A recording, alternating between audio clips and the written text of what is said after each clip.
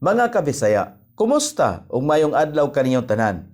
Kini ang inyong higala, kabisaya Nonay B. Ang mupambit no sab kaninyo sa minungdanong butang, ang pulong sa Dios. Karon atong kutloon ang Salmo kapitulo 55 bersikulo 22 nga nagkanayon. Itugyan ang imong lulan nganha sa Ginoo, ug siya moamuma kanimo. Siya dili gayon motugot nga ang mga matarong matarog. Itugyan ang imong palas-anon sa Ginoo. Ang pulong alang sa palas-anon nagpasabot sa usa ka kahimtang. Ang salmista nagsaad nga ang Ginoo magpasiugda sa mga magtotoo sa mga pakigbisog sa kinabuhi. Kini ang pipila sa labing makaayo nga tambag sa tanan dinhi sa Biblia.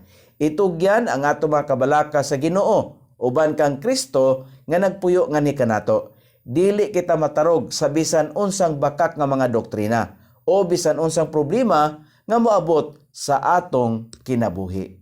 Salamat ug maayong adlaw.